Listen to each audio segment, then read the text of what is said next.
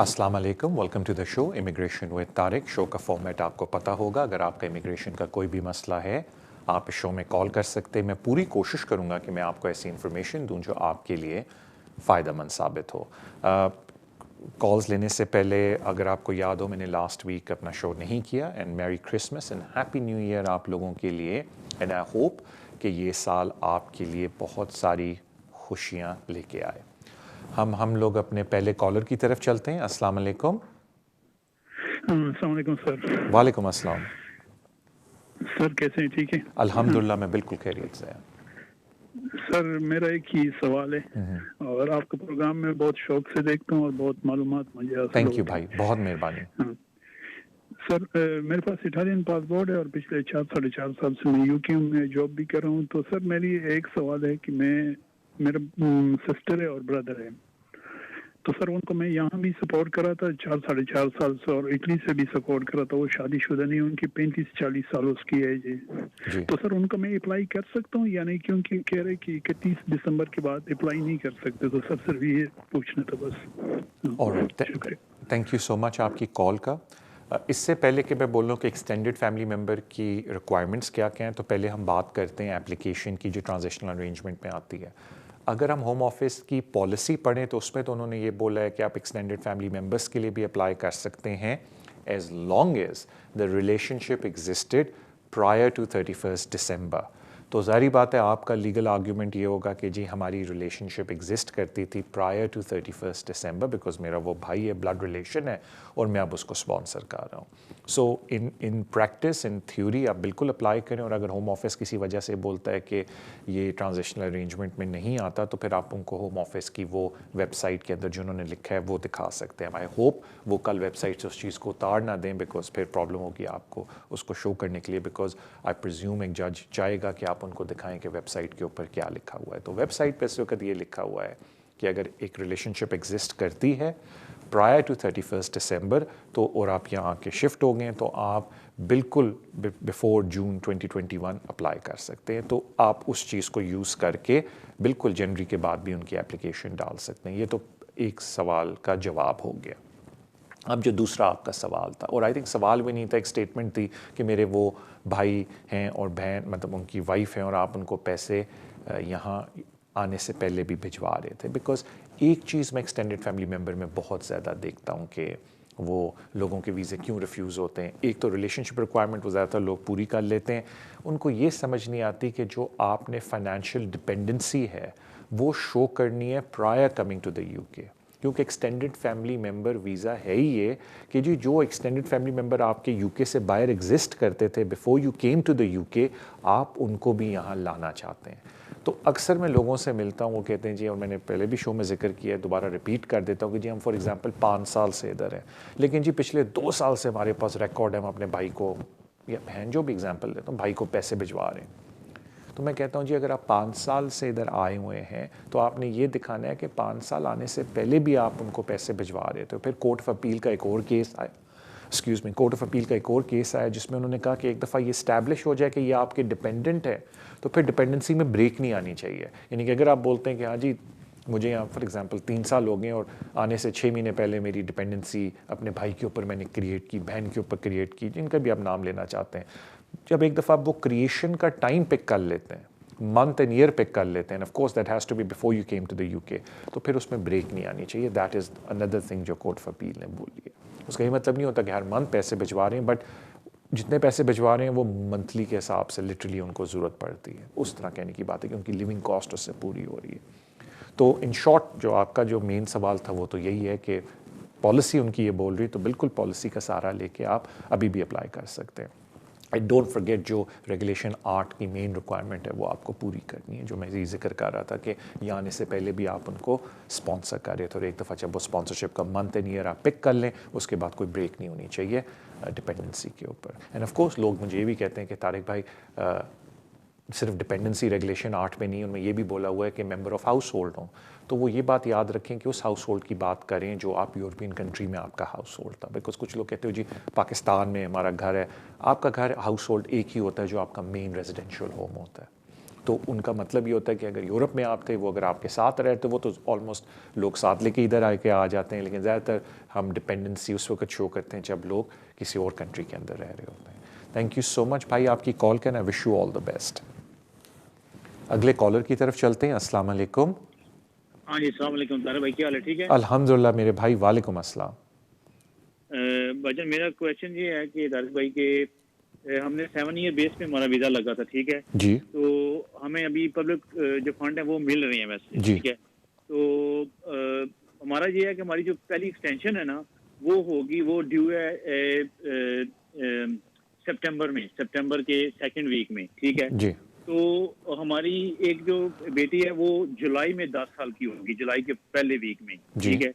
तो जैसा कि मैंने बोला कि हम पब्लिक फंड ले रहे हैं, तो उसके लिए हमें कब राइट टाइम है हमारे लिए कि हम फी वेवर के लिए अप्लाई करें, एक। और दूसरा ये है कि जब हम बेटी का अप्लाई करेंगे वो तो पहले वीक में हो जाएगी 10 साल की माशाल्लाह, तो उसके बाद एज सुन एज हम अप्लाई कर देंगे तो उसका हमारा जो एक्सटेंशन है बेटी का भी साथ में जो है वो एक्सपायर होगा, यानी कि जुलाई के सितंबर के पहले सेकंड वीक में। तो उसमें कोई कितना टाइम लगता है जब 10 साल की बेस के ऊपर जब नेशनलिटी के लिए अप्लाई करते हैं रजिस्ट्रेशन के लिए? जी। तो दूसरा ये है कि कितना टाइम लगेगा इसके लिए, हमें पहले भेजना चाहिए जो है फी वेवर के लिए, क्योंकि हम ऑलरेडी पब्लिक फंड हम ले रहे हैं इस टाइम। ओके, मैं आपको अर्ज़ कर देता हूँ। देखिए, पब्लिक फ़ंड तो आप इसलिए ले रहे होंगे कि आपको इजाज़त है वीज़े के ऊपर पब्लिक फ़ंड लेने की। जहाँ तक बात है फ़ी वेवर की, तो नॉर्मली ये होता है कि से अगर आपका वीज़ा 30 तारीख को ख़त्म हो रहा है, फ़ी वेवर वाले तकरीबन महीने के अंदर अंदर जवाब दे देते हैं, और एक दफ़ा जब वो जवाब देते हैं तो फिर वो बोलते हैं कि अगले 10 दिन के अंदर आप प्लीज़ वर्किंग डेज़ में आप लॉगिन करके इस कोड को यूज़ कर लें, अदरवाइज़ फिर आपको दोबारा एप्लीकेशन डालनी पड़ती है। तो as a rule of thumb normally लोग ये करते हैं कि 2 महीने पहले फ़ी वेवर अप्लाई कर देते हैं, स्पेशली आप जैसे केस में जिसमें एक्सटेंशन है। लेकिन जिन लोगों के केसेस में अभी 7 साल होने को आए हैं बच्चों को और वो फ़ी वेवर अप्लाई करना चाहते हैं, उनको चाहिए कि बिल्कुल एंड में जाके फ़ी वेवर अप्लाई करें, because what they don't want is कि फ़ी वेवर एकदम मिल जाए और उनको अप्लाई करना पड़ जाए वीज़ा, और अभी बच्चों को 7 साल पूरे नहीं हुए। लेकिन वो मैं दूसरे टॉपिक पे चला गया, माय अपॉलॉजीज़। आपके लिए ये कि तकरीबन 1.5 से 2 महीने पहले आप फ़ी वेवर के लिए अप्लाई कर दें, बिकॉज आपकी थिंकिंग ये होगी कि मैं ये चाहता हूँ कि मेरा भी वीज़ा रहे और मुझे फ़ी वेवर मिल जाए और मैं फिर उसी के अंदर एक्सटेंशन अप्लाई कर दूँ, because what I don't want is कि मेरा वीज़ा ख़त्म हो जाए और मैं फ़ी वेवर के लिए वेट कर रहा हूँ। तो इसलिए बेहतर है कि आप 2-2.25 महीने पहले से ही फ़ी वेवर डाल दें। अब जाते हैं आपकी बच्ची के ऊपर। माशाल्लाह, जिस तरह आपने अर्ज़ किया कि वो 10 साल की हो जाएंगी आपके वीज़ा एक्सटेंशन से पहले, तो अगर आप बच्चे का रजिस्ट्रेशन अप्लाई कर रहे हैं तो ज़ाहिर बात है फिर तुक नहीं है कि आप उनकी एप्लीकेशन डालें एक्सटेंशन की भी, क्योंकि आप उस पर उनको मेंशन कर सकते हैं कि जी कवरिंग लेटर में कि बच्चे की क्योंकि हमारी एप्लीकेशन रजिस्ट्रेशन की गई हुई है तो हमने उसको इस एप्लीकेशन के अंदर नहीं डाला, क्योंकि ऑलरेडी उनकी एक पेंडिंग एप्लीकेशन होगी जो रजिस्ट्रेशन एज ब्रिटिश चाइल्ड होगी, और जो बाकी फैमिली मेम्बर्स हैं वो उसी तरीके से एक्सटेंशन अप्लाई कर सकते हैं। Thank you so much sir आपकी कॉल का, ना wish you all the best. अगले कॉलर की तरफ चलते हैं। अस्सलाम वालेकुम। हेलो जी, अस्सलाम वालेकुम तारिक भाई। वालेकुम अस्सलाम भाई। जी, अस्सलाम वालेकुम तारिक भाई। वालेकुम अस्सलाम। जी तारिक भाई, मेरा क्वेश्चन ये था कि मैं ब्रिटिश सिटीजन हूँ और मेरी फैमिली का मैंने इंडेफिनेट अप्लाई करना है मार्च 4, 2021 को उनके 5 साल पूरे होंगे।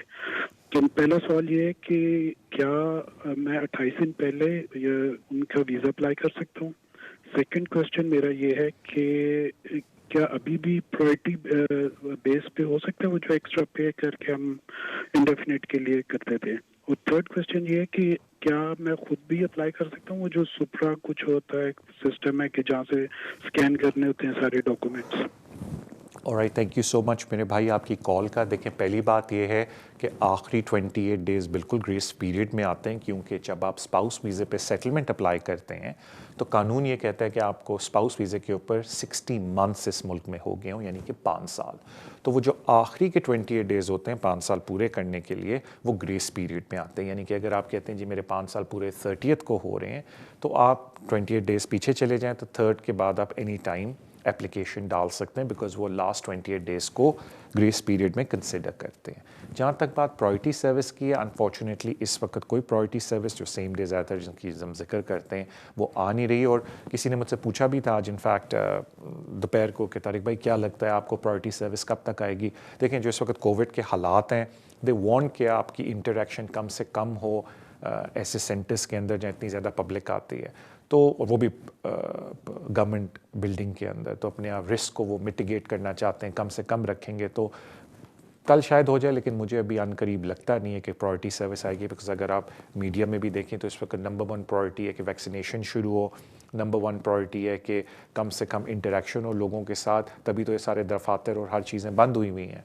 तो मुझे लगता नहीं है कि प्रायोरिटी सर्विस अभी इतनी जल्दी आएगी। हैविंग सेड सो, मैं आज बोलूँ और सुबह खोल लें वो एक अलग बात है, लेकिन लगता नहीं है कि प्रायोरिटी सर्विस इतनी जल्दी खुलेगी। सो प्लीज़ जस्ट एप्लीकेशन डालें नॉर्मल प्रोसीजर के through and then you wait for the decision. जहाँ तक बात आती है, अक्सर लोग थोड़े कंफ्यूज हो जाते हैं क्योंकि मैंने इसके ऊपर थोड़ा लास्ट जो मेरा शो था उसमें जिक्र भी किया। कुछ लोग कहते हैं तारिक भी हमें समझ नहीं आती कि जब हम ऑनलाइन जाके एप्लीकेशन डालते हैं, दो में से एक चीज़ें होती हैं, या वो टैब ही नहीं आता बुक एन अपॉइंटमेंट का, या टैब आता है बुक एन अपॉइंटमेंट और हम किसी और वेबसाइट पे चले जाते हैं। तो पहले मैं एक्सप्लेन कर दूं कि कभी कभी जब आप ऑनलाइन एप्लीकेशन डालते हैं, एप्लीकेशन जमा हो जाती है और वो उस पेज पे एप्लीकेशन आ जाती है जहां आपने एप्लीकेशन की कॉपी प्रिंट करनी है, चेकलिस्ट प्रिंट करनी है, अपने वो कंसेंट फॉर्म्स प्रिंट करने हैं, तो कभी कभी नीचे टैब नहीं आता बुक ए अपॉइंटमेंट का। उसमें क्लियरली लेफ्ट पे अगर आप आराम से पढ़ें तो UKVI वाले ये बोलते हैं कि अभी आप कुछ भी ना करें, आप वेट करें, हम आपको ईमेल भेजेंगे, उस ईमेल पे लिंक होगा जिसके तहत आप हमें डॉक्यूमेंट भेज देंगे। तो बेसिकली आपकी एप्लीकेशन सिलेक्ट होगी है कि आपको बायोमेट्रिक और सारा कुछ जब फेशियल रिकग्निशन सिस्टम के थ्रू करेंगे, जो ईमेल के थ्रू होम ऑफिस वाले करते हैं, तो वो ऑटोमेटिकली सिलेक्ट करते हैं। ज़्यादातर देखने में आए उन एप्लीकेशंस को करते हैं जिनके पास ऑलरेडी बायोमेट्रिक कार्ड अवेलेबल हो, क्योंकि उनके पास उनकी images and fingerprints already capture होते हैं। दूसरी ऑप्शन कभी कभी होती है कि वो बटन आ जाता है, आप उसको क्लिक करते हैं और वो आपको सुप्रा की वेबसाइट पे ले जाता है। ये एक कंपनी है थर्ड पार्टी जो पार्टनर है होम ऑफिस के, जिनको होम ऑफिस ने कॉन्ट्रैक्ट दिया हुआ है कि हमारे बिहाफ पे आप फिंगरप्रिंटिंग करें, कैप्चर डेटा फैसिलिटी प्रोवाइड करें। एंड ऑफ कोर्स जो लोग सुप्रा को डील करते हैं उनको पता है कि it is an expensive service, depending on कि आप किस एरिया में रहते हैं। It can be anywhere from £70 to £200 उनकी अपॉइंटमेंट। और वो फिर आप लिंक लेते हैं और डॉक्यूमेंट आप दो तरीके से अपलोड कर सकते हैं, या सुप्रा की वेबसाइट पे खुद डायरेक्टली अपलोड कर सकते हैं, या अगर आप किसी प्रीमियम सेंटर को सिलेक्ट करें या किसी और सेंटर को सिलेक्ट करें, प्रीमियम में अपलोडिंग वो फ्री करके देते हैं, लेकिन अगर आप नॉर्मल सेंटर चूज़ करें तो वो आई थिंक £70 to £80 लेते हैं और वो आपके डॉक्यूमेंट अपलोड कर देते हैं। लेकिन अक्सर लोग कहते हैं कि जी उधर हम गए हैं तो उन्होंने बोला 30 से ज़्यादा डॉक्यूमेंट हम आपके अपलोड नहीं करेंगे, तो लोगों ने अब यही सोचने को किया कि जी हम खुद ही अपने डॉक्यूमेंट अपलोड कर लेंगे, हमें पता है हम क्या क्या चढ़ा रहे हैं सिस्टम के ऊपर। सो ये सारा कुछ तरीके हैं। ऑफ कोर्स आप खुद भी अपने डॉक्यूमेंट अपलोड कर सकते हैं। Lot of people prefer that. But इससे पहले मैं अगली कॉल में एक बात बोल दूँ, काफ़ी लोग परेशान होते हैं सुप्रा की वेबसाइट पे जाके, तारिक भाई उन्होंने बड़े वो बना के दिए हैं, एप्लीकेशन का प्रूफ, रेजिडेंस का प्रूफ। देखें, जो मैंडेटरी है वो ID है, उसके बाद नीचे जहाँ आपने चढ़ाना है अपनी तरफ से चढ़ा दें, बिकॉज केस वर्कर को मिल जाएंगे डॉक्यूमेंट, वो खुद वहाँ से देख लेगा, क्योंकि उनको एक ही बारी में नज़र आ जाता है कि आपने बहुत सारी फाइलें चढ़ाई हुई हैं। तो अगर कोई बंदे कंफ्यूज भी होते हैं कि जी हम रेजिडेंस में डालें, फैमिली लाइफ में डालें, फाइनेंस में डालें, डोंट वरी ऑल दैट। जो मेन चीज़ होती है वो आपकी ID है, जो ऊपर मैंडेटरी सेक्शन में आती है, नीचे जहाँ आप चाहते हैं अपलोड करते हैं documents. Thank you so much आपकी कॉल का। मुझे बताया जाता है कि अब हमारा ब्रेक का भी टाइम हुआ है। ब्रेक पे जाने से पहले thank you so much for your love and support जो आप सोशल मीडिया पे शो को देते हैं। Please keep doing that. इंशाल्लाह ताला अब हम ब्रेक पे जाने लगे। ब्रेक पे वापस आके मैं और कॉल्स लूँगा and will carry on with the show. So इंशाल्लाह ताला see you after the break. Welcome back to the show immigration with Tariq. Thank you so much. आप अभी भी हमारे साथ शो के अंदर हैं। जाने से पहले जो मैंने आपको रिक्वेस्ट की थी मैं दोबारा करता हूँ, thank you so much for your love and support जो आप शो को सोशल मीडिया पे देते हैं। प्लीज़ कीप डूइंग दैट, उससे बड़ी हौसला अफजाई होती है। अपने अगले कॉलर की तरफ चलते हैं। अस्सलाम वालेकुम। जी सर, वालेकुम अस्सलाम। सर मैंने पूछना है, हम लोग ने अप्लाई किया एक्सटेंशन के ऊपर, 7 बेस के ऊपर, और फिर वकील के किया, फिर बोलता है उधर सप्रा का अपॉइंटमेंट आ गया, लेकिन बोलता है मैं अपलोड करूंगा थोड़ा दिन के पहले, 2 दिन 3-4 दिन पहले, तो क्या उसका कोई फर्क तो नहीं पड़ेगा सर? सॉरी, आपने एंड में क्या बोला? वो भी अपॉइंटमेंट के लिए बोलता है, वकील बोलता है 4-5 दिन का पहले हम लोग आपको पेपर आप अपलोड करके भेजेगा उधर। तो उसका 3-4 दिन पहले का कोई फर्क तो नहीं पड़ता है? कितने दिन पहले अपलोड करना है ये पेपर उधर नहीं नहीं, जाने से पहले? उसका कोई फ़र्क नहीं पड़ता। इनफैक्ट सुप्रा वाले खुद, मैं कोट ना मुझे करें, लेकिन कुछ लोगों को उन्होंने खुद बोला है कि आप अपॉइंटमेंट वाले दिन भी 10 बजे से पहले पहले शाम तक अपलोड कर दें। लेकिन बेहतर ये होता है, हम लोगों को यही कहते हैं कि अपॉइंटमेंट से वाले दिन भी बेशक अपलोड कर दें, बट अपॉइंटमेंट फिंगरप्रिंट्स देने से पहले अपलोड कर दें तो मेहरबानी होगी। तो उसमें कोई ऐसा सच टाइम लिमिट नहीं है। आप जिस तरह मैंने आपको अर्ज़ किया कि जिस दिन आप जा रहे हैं फिंगरप्रिंट्स देने, आप उस दिन भी अपलोड कर सकते हैं। हम नहीं करेगा, हमारा वकील बोलता है जी जी, वो ठीक है, करेगा। जो भी करे doesn't matter as long as document upload हो जाए और जमा हो जाए, दैट्स फाइन। कोई घबराने की बात नहीं है। थैंक यू सो मच आपकी कॉल का। अगले कॉलर की तरफ चलते हैं। अस्सलाम वालेकुम। हेलो जी। वालेकुम अस्सलाम जी, फरमाएं भाई। हाँ जी सर जी, मेरी सवाल है जी, मैं स्पाउस वीजे पे हूँ इधर। 2.5 ईयर का वीजा मिला है मेरे को जी और दूसरी एक्सटेंशन को अप्लाई किया है मैंने को 2 महीने हो गए। पर अभी मैं पूछना है सर, मेरे को फिंगरप्रिंट तो मिल गई है डेट, पर ये पूछना है कि लॉकडाउन की वजह से वो सेंटर क्लोज तो नहीं होगा। और दूसरी बात ये है कि कितना टाइम और लगेगा जी आफ्टर फिंगरप्रिंट के बाद। बस यही है 2 सवाल जी। ऑलराइट, थैंक यू आपकी कॉल का। अभी तक तो सेंटर्स खुले हुए हैं, उन्होंने सेंटर्स बंद नहीं की। इनफैक्ट अभी होम ऑफिस ने आई थिंक जो लास्ट अपनी अपडेट कोरोना वायरस की दी है वो 23 या 24 दिसंबर की दी है। उन्होंने जो नया अभी लॉकडाउन अनाउंस हुआ है उसके बाद अपडेटेड कोई कोरोना वायरस के ऊपर पॉलिसी नहीं निकाली। लेकिन जहाँ तक लेटेस्ट इन्फॉर्मेशन है, सेंटर्स खुले हुए हैं, ऐसी कोई घबराने की बात नहीं। हाँ, सिर्फ ये है कि अपॉइंटमेंट्स बहुत मुश्किल से मिल रही हैं, काफ़ी स्केर्स हैं, because they not working on full capacity. लेकिन आपने जिस तरह मैंने भी सुना था आपकी बात कि आपका तो फिंगरप्रिंट्स भी हो गए हैं, तो फिर थोड़ा सब्र से काम लें। मुझे अक्सर लोग पूछते हैं हमारा टाइम कितना लगेगा, तो आई थिंक इट डिपेंड्स कि आपका केस किस टीम को गया है।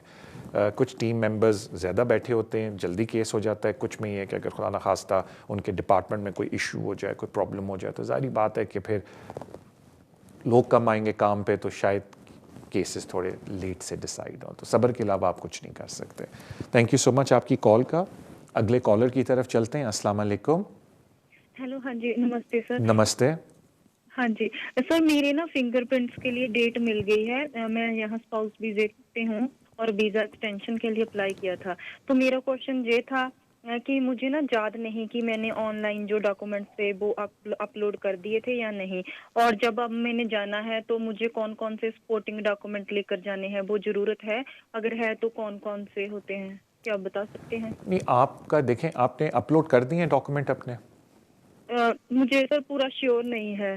ओके, मैं आपको अब 2 बातें बताता हूँ। जहाँ तक बात है कि कौन से डॉक्यूमेंट आपने लगाने होते हैं, तो जब आप एप्लीकेशन डालती हैं तो एक आपकी चेकलिस्ट आ जाती है और उस चेकलिस्ट के हिसाब से आपको अपने डॉक्यूमेंट्स लगाने पड़ते हैं। अगर आप ह्यूमन राइट एप्लीकेशन डाल रहे हैं तो वो चेकलिस्ट में थोड़ी सी अगर आप कोताही भी कर दें, यानी कि थोड़ी वो पंजाबी का वर्ड है डंडी मार दें, तो कोई प्रॉब्लम नहीं है। लेकिन अगर आप इमिग्रेशन रूल जिस तरह स्पाउस वीज़े होते हैं इनके लिए एप्लीकेशन डाल रहे हैं तो वो बड़ी मैंडेटरी चेकलिस्ट होती है। बिकॉज अगर आपने फॉर एग्जांपल एक एम्प्लॉयमेंट लेटर भी नहीं भेजा तो वो रिफ्यूज़ कर सकते हैं स्पाउस एप्लीकेशन 5 ईयर रूट पे कि जी आपने मैंडेटरी डॉक्यूमेंट जमा नहीं कराए।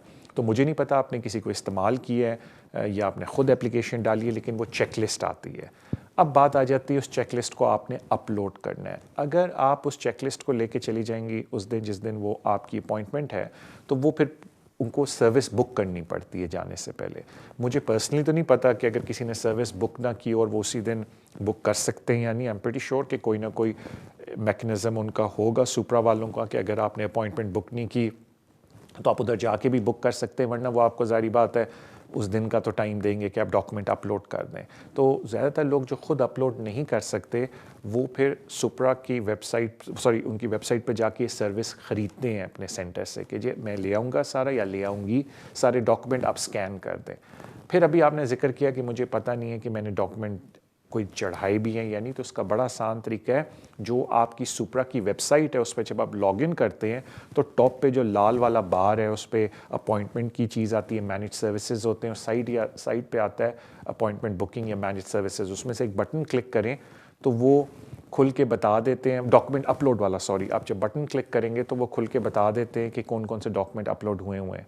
तो अगर वहाँ कोई अपलोड की फ़ाइल नहीं आ रही तो इसका मतलब आपने कोई डॉक्यूमेंट अपलोड नहीं किए। लेकिन टू बी ऑनेस्ट आपको पता होना चाहिए, अगर आपकी एप्लीकेशन, अगर आपने किसी का सहारा लिया, लीगल रिप्रेजेंटेटिव को इस्तेमाल किया या किसी फ्रेंड को इस्तेमाल किया, तो आई एम प्रीटी श्योर वो भी आपको बता देंगे, बिकॉज स्कैन होते हैं डॉक्यूमेंट और फिर अपलोड होते हैं। तो अगर आपने डॉक्यूमेंट स्कैन ही नहीं किया तो सारी बात है अपलोड भी नहीं होंगे। But these are the 2 methods जिसके थ्रू आप चेक कर सकते हैं, और वो भी आपको सुपरा वाले भी बता देंगे कि आपकी फ़ाइल पे डॉक्यूमेंट अपलोड हुए हैं या नहीं। थैंक यू मैम आपकी कॉल का। अगले कॉलर की तरफ चलते हैं। अस्सलाम वालेकुम।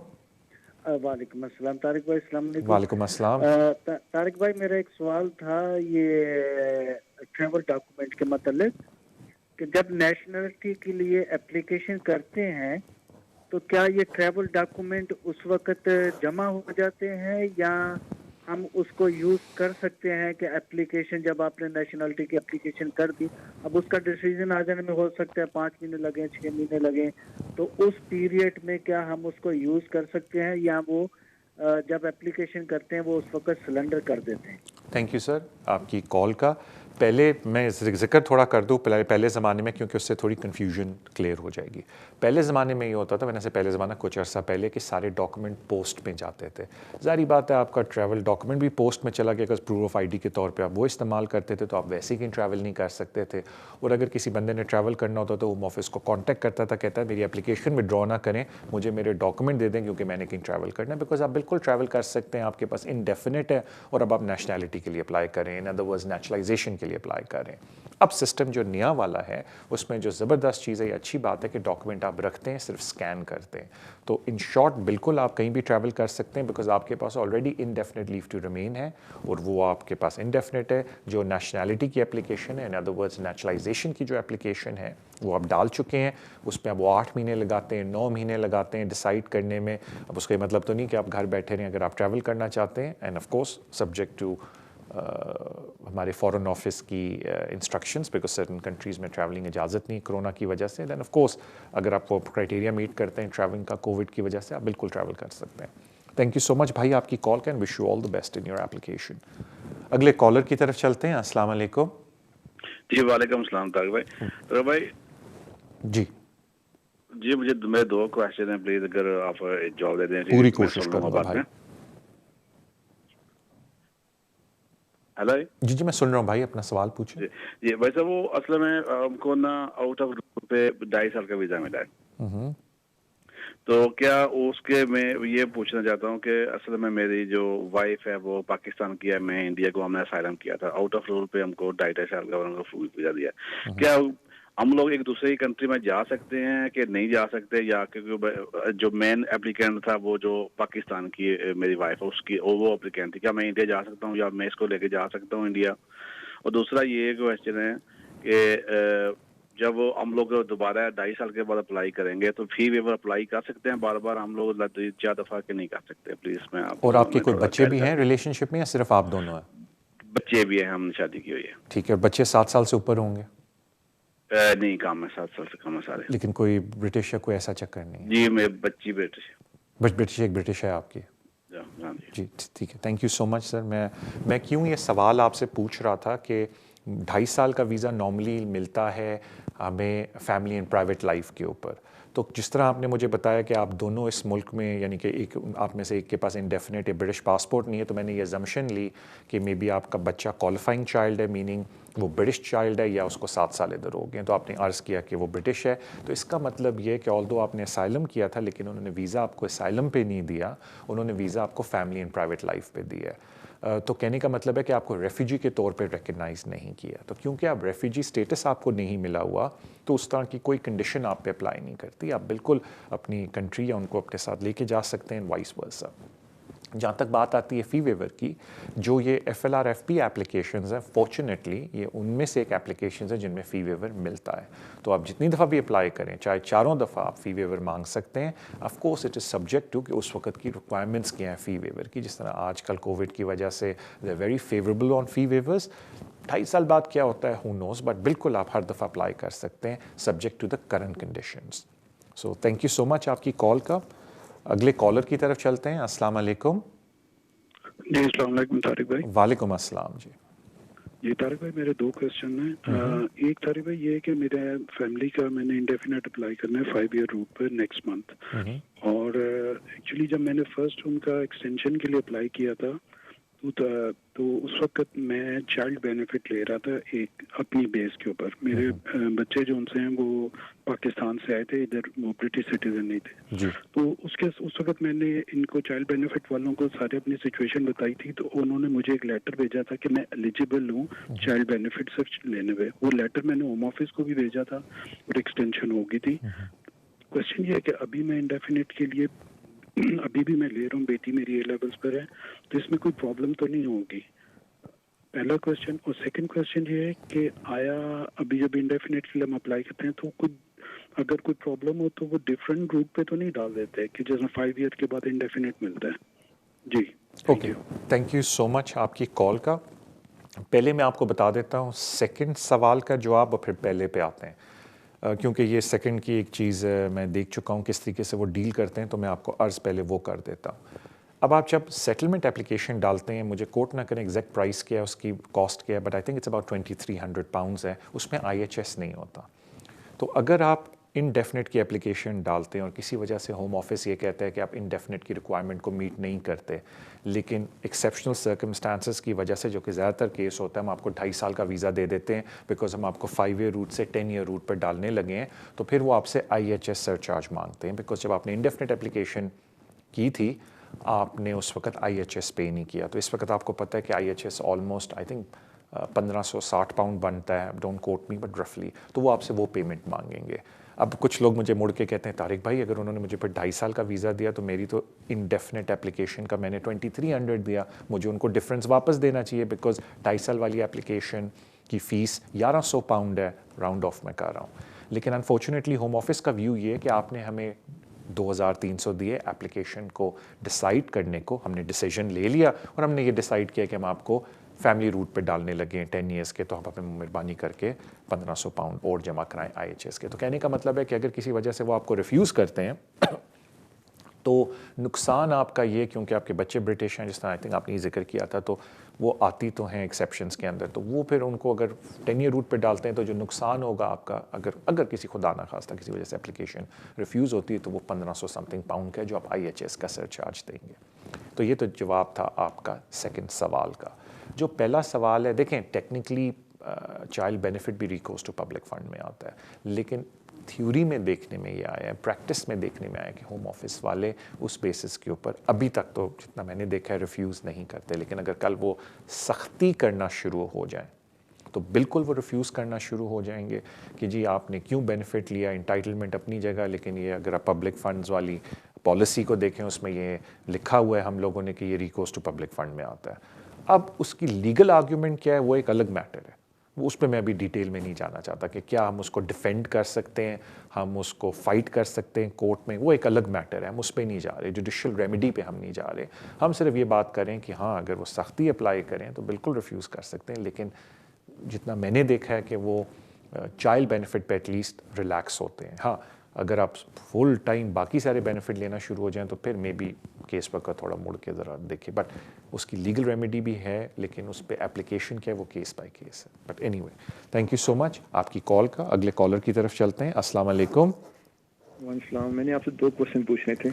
वालेकुम अस्सलाम मेरे भाई, और मुझे बताया जा रहा है कि हमारा ब्रेक का टाइम है, आप पहले सवाल पूछ लें फिर हम ब्रेक पे चले जाएंगे। अच्छा, मेरा क्वेश्चन ये पूछना था कि मेरा ना एक्सटेंशन ड्यू 28 फरवरी को नहीं मेरा वीज़ा ख़त्म होना, तो मैंने पूछना था कि नॉर्मली होता है कि मतलब डॉक्यूमेंट जो भी होते हैं, वर्क का लेटर हो गया वो 28 डेज, और जब मैं एप्लीकेशन अप्लाई करूँगा वहाँ से पीछे 28 डेज का लेटर देना मैंने, जितने भी डॉक्यूमेंट्स होंगे सारे, ठीक है। दूसरा क्वेश्चन ये पूछना था कि मेरी वाइफ नहीं वो सिक लीव पे है, बट उसकी सिक लीव की जो वेज आ रही है 2-3 महीने से, मेरी वेज मिला के वो हो जाती है, पर फिर भी मुझे साथ वो सिक नोट और डॉक्टर का लेटर लिखवाना पड़ेगा, मस्ट है। ये सवाल पूछना। थैंक यू सो मच आपकी कॉल का। जिस तरह मैंने आपको अर्ज़ किया मेरे भाई आपके आने से पहले कि मुझे कान में बोला गया तारिक भाई हमारा ब्रेक का टाइम है, तो अभी हम ब्रेक पे जाने लगे, इंशाल्लाह वापस आके सबसे पहले मैं आपका जवाब दूंगा, then I take some more calls. Break पे जाने से पहले thank you so much for your love and support जो आप शो को सोशल मीडिया पे देते हैं, thank you so much for that. अब हम ब्रेक पे चलते हैं, इंशाल्लाह ताला ब्रेक से वापस आके हम आखिरी सेशन में आई टेक सम मोर कॉल्स। अस्सलाम वालेकुम, welcome back to the show. Break पे जाने से पहले एक कॉल आई, उन्होंने बोला कि मेरी एक्सटेंशन आने लगी है स्पाउस वीज़े पे, मेरी वाइफ और मेरी इनकम कंबाइन करके हम पूरा मीट कर रहे हैं फाइनेंशियल रिक्वायरमेंट को, लेकिन मेरी वाइफ आई थिंक वो सिक पे भी हैं, तो मुझे वो सारी डिटेल्स देनी है या नहीं। वो सारा डिपेंड करता है कि आप अपनी फाइनेंशियल रिक्वायरमेंट को फुलफ़िल कैसे करें, क्योंकि कुछ का ये होता है कि उनकी सिक पे के बावजूद वो अपनी रिक्वायरमेंट को फुलफ़िल कर रहे होते हैं, तो फिर आपको कुछ करने की ज़रूरत नहीं होती। लेकिन अगर आपको कोविड की वजह से आपकी किसी वजह से गिर गई है इनकम, तो फिर जिस तरह होम ऑफिस ने कंसेशन की हुई है कि आप पुराने वाले पीरियड को काउंट कर सकते हैं। तो वो सारा डिपेंड करता है कि आप कौन से 6 मंथ पीरियड को काउंट कर रहे हैं। अगर जो करंट पीरियड है उसके बावजूद आपकी इनकम रिक्वायरमेंट 18,600 से ऊपर वेल अबव हो रही है, तो फिर आपको ये सारा करने की ज़रूरत नहीं। बट अगर due to reduction in the payment आपका 18,600 से नीचे चला गया, तो फिर आप होम ऑफिस की कंसेशन इस्तेमाल करके पिछले के 6 महीने ले सकते हैं इन 1-2 महीनों को हटा के, जिसकी वजह से आपकी इनकम नीचे चली गई है। But I think that all depends on कि आपकी कैलकुलेशन किस तरीके से है, लेकिन फिर आपको अलग डॉक्यूमेंट देने की ज़रूरत नहीं है, डिपेंडिंग ऑन कि आप 18,600 को किस 6 महीने के अंदर पूरा करके दे रहे हैं। क्योंकि ऑल्दो आपकी बात बिल्कुल दुरुस्त है, वो कहते हैं हमें लेटेस्ट 6 महीने की पे स्लिप चाहिए, लेकिन कोरोना की वजह से उन्होंने आपको थोड़ी रिलैक्सेशन दे दी है, जिसमें उन्होंने बोला है कि अगर कोविड की वजह से किसी वजह से आप कम सैलरी ले रहे हैं तो आप पिछले वाले पीरियड को काउंट कर सकते हैं। सो थैंक यू सो मच आपकी कॉल का। अगले कॉलर की तरफ चलते हैं। अस्सलाम वालेकुम। हेलो, नमस्ते सर। नमस्ते। मुझे पूछना है कि मेरे 10 पेरेंट्स रूट पे वीजा लगा है 30 मंथ पीरियड में। हाँ, 3 बार मेरा लग गया, लास्ट मंथ लग के आ गया मेरा पासपोर्ट वापस, बायोमेट्रिक कार्ड। और जब अब मुझे भेजना है तो वो मुझे 23 तक लगा है, पर अगर 14 में मुझे मिला तो 24 में मेरे 10 बनते हैं। तो मुझे जब लास्ट 23 में भेजना है तो मुझे क्या उसके लिए लाइफ इन यूके का कोर्स अभी करना पड़ेगा या बाद में करना पड़ेगा? मुझे ये पूछना है आपसे। ऑलराइट, देखिए जो thank you so much. Thank you ma'am.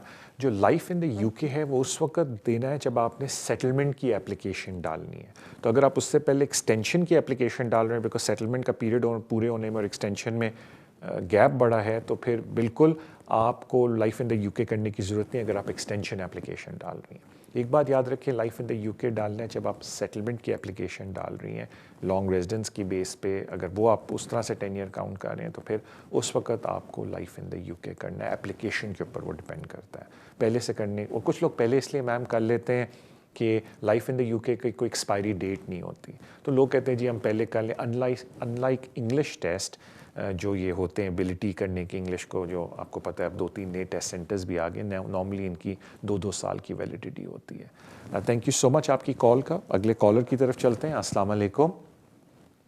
अस्सलाम वालेकुम। वालेकुम अस्सलाम।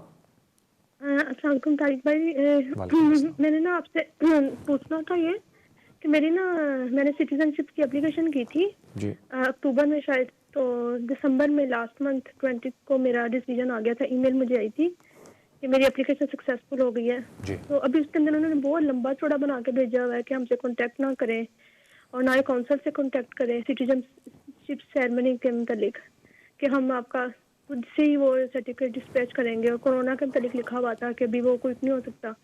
तो आपको थोड़ा कुछ आइडिया है कि कितना टाइम इसमें लग जाता है? Alright, thank you so much ceremony के लिए। Thank you. सबसे पहले आपको बहुत मुबारक हो कि एप्लीकेशन आपकी एक्सेप्ट होगी। जारी बात है ब्रिटिश सिटीजन उस वक्त तक नहीं बनेंगी जब तक आप ओथ नहीं लेंगी। तो पहले ये होता था कोरोना से पहले कि वो सर्टिफिकेट आता था, साथ ही आप काउंसिल को फ़ोन करते थे और उसी वीक में काउंसिल बुला लेता था और ओथ के बाद आपकी सेरेमनी हो जाती थी। लेकिन आजकल 95% ऑफ द काउंसिल्स बिल्कुल ओथ सेरेमनीज नहीं कर रहे। तो अब होम ऑफिस काउंसिल पे प्रेशर नहीं डालना चाहता, बिकॉज होता ये था कि वो आपको लेटर पहले भेज रहे थे, कहते थे कॉल ना करो काउंसिल को। सबसे पहली चीज़ लोग करते थे काउंसिल को कॉल करते थे। अब काउंसिल ने होम ऑफिस को कहा जी इनको बोलो कि हमें कॉल ही ना करें। तो अब होम ऑफिस आपको ये वाला ख़त भेजता है कि जी अभी आप कुछ भी ना करें, एप्लीकेशन आपकी अप्रूव हो गई है, लेकिन क्योंकि आपका काउंसिल इस वक्त ये फैसिलिटी प्रोवाइड करके नहीं दे रहा है, हम आपको कुछ भी नहीं बताने लगे, आप बैठें। जब हमें काउंसिल इंडिकेट करेगा कि हम अब खुल गए हैं तो हम आपको लेटर भेज देंगे। अब काउंसिल कब खुलती है, ऑल डिपेंड्स ऑन कि इस वक्त कोविड के साथ क्या हो रहा है। अगर आप बोरिस की लेटेस्ट आई थिंक जो मैट हैनकॉक भी आए हैं टीवी पे, जो लेटेस्ट देखे, उन्होंने कहा जी कि मिडल ऑफ फरवरी तक तो हमसे बात ही ना करें। उसके बाद लॉकडाउन डिपेंड करेगा कि जो प्रायोरिटी लिस्ट पे लोग हैं उनको टीके लगे, डेथ रेट्स कम हो जाएं, आर रेट कम हो जाए और NHS के ऊपर बर्डन ना हो, तो फिर हम सोचेंगे और हम शायद इकॉनमी को फेज़ के तरीके से फेज़ वाइज खोलना शुरू कर देंगे 15 फरवरी के बाद, तो वरना मार्च तक चले जाएंगे। सो कहने का मेरा मतलब ये है कि किसी को भी नहीं पता कि अभी क्या होने लगा है, बट आप खुश रहें कि आपकी एप्लीकेशन एक्सेप्ट होगी है, but you have to be patient and wait करें। Thank you so much ma'am आपकी कॉल का। अगले कॉलर की तरफ चलते हैं। अस्सलाम वालेकुम। हेलो हेलो जी। हेलो जी। हाँ जी, मेरा एक क्वेश्चन सी, मैं मेरी वाइफ हैगी यूरोपियन जी, ਤੇ ਜਦੋਂ ਮੈਨੂੰ 10 ਸਾਲ ਦਾ ਮਿਲ ਗਿਆ ਸੀ, ਉਹ ਜਦੋਂ ਮਿਲਦਾ ਗਿਆ ਪਰਮਾਨੈਂਟ ਰੈਜ਼ੀਡੈਂਸ ਕਾਰਡ ਜੀ, ਤੇ ਬਾਅਦ ਵਿੱਚ ਮੈਂ ਜਿਹੜੀ ਆਪਣੀ ਸੀ ਨਾ ਆਪਣੀ EU ਸੈਟਲਮੈਂਟ ਸਕੀਮ ਜੀ, ਉਹਦੇ ਲਈ ਵੀ ਅਪਲਾਈ ਕੀਤਾ ਸੀ, ਤੇ ਉਹ ਵੀ ਸਕਸੈਸ ਹੋ ਗਈ ਸੀ। ਉਹਦਾ ਆ ਗਿਆ ਸੀਗਾ ਯੂਰ ਐਪਲੀਕੇਸ਼ਨ ਗ੍ਰਾਂਟਡ ਜੀ, ਜੀ, indefinite leave to remain. Indefinite leave in UK। ਹਾਂਜੀ, ਤਾਂ ਮੈਂ ਜਿੱਦਾਂ ਟਰੈਵਲ ਕਰਨਾ ਇੰਡੀਆ जी, ਉਹਦੇ ਲਈ ਮੈਨੂੰ ਕੋਈ ਉਹਦਾ ਕੀ ਪ੍ਰੋਸੀਜਰ ਹੈ? Alright, thank you so much जी आपकी कॉल का।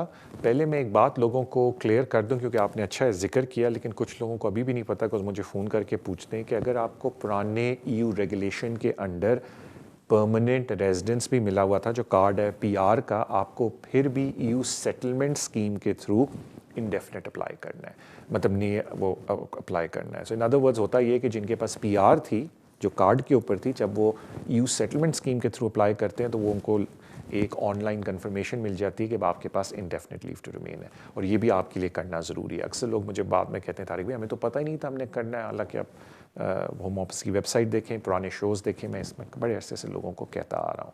अब आ जाते हैं कि अब आगे आपको क्या करना चाहिए। होम ऑफिस ने ये किया है कि instead of sending you the card, वो कहते हैं जी ये लिंक है, इस पर किसी को भी ये लिंक भेज दें और वो कंफर्म कर लेंगे कि आपके पास इंडेफिनेट। लेकिन सारी बात है, लोग इंडिया, पाकिस्तान और ऐसी कंट्रीज़ में जा रहे हैं जहाँ पर इस तरह लिंक की सर्विस नहीं, फ़ोन सर्विस उतनी अच्छी नहीं है, तो फिर बेहतर है कि आप एक कार्ड अप्लाई कर लें। वो आपका नया कार्ड इशू करके दे देंगे। वो ऑनलाइन एप्लीकेशन होती है उसकी, होम ऑफिस की वेबसाइट पर। जब आपका सेटलमेंट स्टेटस या pre settle status either way हो जाए तो वो आपको कार्ड अप्लाई करना पड़ता है, नया वाला। ये उन लोगों के लिए भी है जिनके पास 5 साल का वीज़ा है under the EU pre settle status scheme, और वो कहते हैं कि जी हमें कार्ड नहीं आया, तो वो भी इसी एप्लीकेशन, जो ऑनलाइन एप्लीकेशन है उसके थ्रू कार्ड अप्लाई करते हैं, और फिर वो EU सेटलमेंट स्कीम के अंडर आपको कार्ड इशू हो जाता है। तो वो आपके लिए बेहतर है, फिर उसके ऊपर आप ट्रैवल करें। Thank you so much sir आपकी कॉल का। अगले कॉलर की तरफ चलते हैं। अस्सलाम वालेकुम। Hello sir, good evening. Good evening to you. जी मेरा सवाल है, मेरी एक्सटेंशन ड्यू है नेक्स्ट मंथ 2 फरवरी, और मैंने फी वेवर के लिए किया है, और मैंने पूछना था जब क्या मेरा वीज़ा वैलिड रहेगा जब तक उनका कोई जवाब नहीं आता? ठीक है,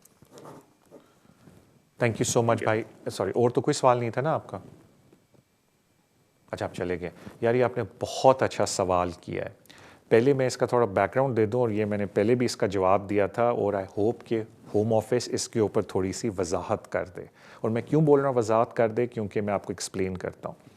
अगर हम स्ट्रिक्टली 3C को देखें तो 3C ये बोलती है कि जी आपने कोई एप्लीकेशन डाल दी है, और जब तक उस एप्लीकेशन का डिसीजन नहीं आता तो जी हम लोग पेंडिंग रखते हैं।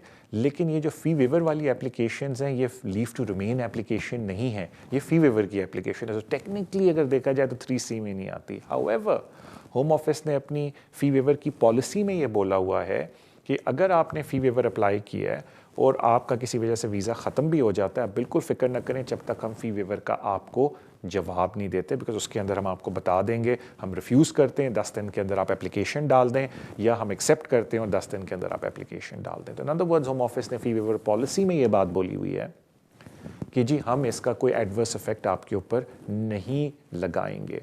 I would have presumed and I hoped कि वो इसको लॉ बना लें पार्लियामेंट के थ्रू, तो वो ज़्यादा बेहतर था। लेकिन अनफॉर्चुनेटली काफ़ी आप तरह के लोग हैं जिन्होंने थोड़ा लेट फ़ी वेवर अप्लाई किया, क्योंकि मैं ज़्यादा लोगों को ये बोलता हूँ जो मुझसे बात करते हैं कि अगर आपकी वीज़ा ख़त्म हो रहा है 30th को, तो ट्राई करें कि बहुत पहले फ़ी वेवर अप्लाई कर दें ताकि डिसीजन आ जाए। लेकिन सारी बात है, कुछ लोग फ़ी वेवर बड़ा लेट अप्लाई करते हैं, कुछ इस वजह से कि उनको पता नहीं होता कि फ़ी वेवर की ऑप्शन भी थी उनके पास, तो फिर आपको पॉलिसी का सहारा लेना पड़ेगा। लेकिन जो होम ऑफिस की पॉलिसी है वो एक तरह से आपको प्रॉमिस कर रही है कि हम कोई एडवर्स आपके ऊपर एक्शन नहीं लेंगे अगर आपका वीज़ा ख़त्म भी हो गया, जब तक आपने फ़ी वेवर की एप्लीकेशन इन टाइम हमारे पास डाली हुई है। So that is all you have to go for. Home office का जो वर्ड है आपके लिए।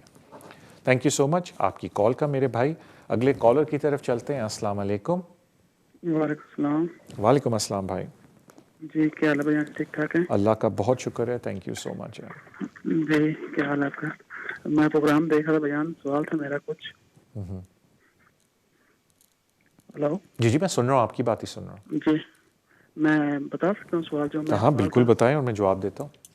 जी जी भैया मेरा सवाल ये था कि मेरे अंकल हैं, मेरे मामू हैं, ठीक है, तो उनके पास मेरे पासपोर्ट है स्पेन का, तो उनकी बेस पे मैंने अपने भाई का वीज़ा अप्लाई किया है, फैमिली विद फैमिली, तो उन्होंने बच्चों को वीज़ा दे दिया, तो उनके माँ बाप को वीज़ा नहीं दिया। तो जो मेरा भाई है उनका भांजा है, जो मेरी भाभी है वो उनकी बेटी है, तो बच्चों को वीज़ा दे दिया और माँ बाप को वीज़ा नहीं उन्होंने दिया। तो 3-4 दफ़ा रिजेक्ट किया, अभी हमने अपील की है, हमारी हेयरिंग डेट हो गई है, हेयरिंग हो गई है हमारी, तो उसमें चांसेस हैं वीज़े के। बड़ी मेहरबानी आपकी। नंबर 1 बयान, और नंबर दूसरा ये है कि मुझे हो गए अभी 3 साल इस कंट्री में, तो मेरा स्टेटस अभी चेंज हुआ है, मेरे पास कार्ड पुराना है, EU मेंबर वाला रेजिडेंट कार्ड है जो, तो अभी मैं इसकी बेस पे जब नया इशू करूंगा इंडेफिनिट करूंगा या मुझे वो दूसरा पुराना ही देंगे, 5 साल बाद देंगे? ऑलराइट, देखें जहाँ तक बात है आपकी इमिग्रेशन केस की, तो ये वही बात है कि आप बेशक दुनिया के बेस्ट डॉक्टर के पास चले जाएं जो सर्जन है, और बोलें कि जी मेरा इलाज कर दो, मेरा लेट जाएं उसके ऑपरेशन थिएटर पे कि जी मेरा आप ऑपरेशन कर दें, लेकिन जब तक वो एक्सरे नहीं देखेगा, वो पूरी आपकी मेडिकल हिस्ट्री नहीं देखेगा, वो आपको कहाँ आपके कोई बाईपास सही तरीके से कर सकता है या कोई आपका दूसरा कोई ऑपरेशन कर सकता है। तो इमिग्रेशन भी ये होती है कि जनरल इन्फॉर्मेशन हमें शो पे दे सकते हैं, लेकिन अगर आपको कोई स्पेसिफिक कोई चीज़ चाहिए तो वो डॉक्यूमेंट पढ़े बगैर नहीं बताई जा सकती। तो आई एम वेरी सॉरी, उधर तो मैं सिर्फ आपके लिए दुआ कर सकता हूँ कि वो आपकी अपील में सुरखरू हों, अदरवाइज़ डॉक्यूमेंट पढ़े बगैर कोई कुछ नहीं कह सकता। जहाँ तक बात है आपकी, तो देखें एक बात याद रखें कि अगर आपके पास पुराना भी बेशक वीज़ा आपको इशू हो चुका हो, तो आपने देखना है कि आपके 5 साल पूरे हुए हैं या नहीं। बिकॉज मैं कुछ लोगों को जानता हूँ उनके 3 साल अभी पूरे हुए थे और वो जंप कर गए प्री सेटल स्टेटस के ऊपर, उनको नया 5 साल का वीज़ा मिल गया, लेकिन वो पुराने 3 साल इसके अंदर ऐड कर सकते हैं और जब उनको 5 साल हो जाएंगे तो फिर वो सेटलमेंट अप्लाई करेंगे।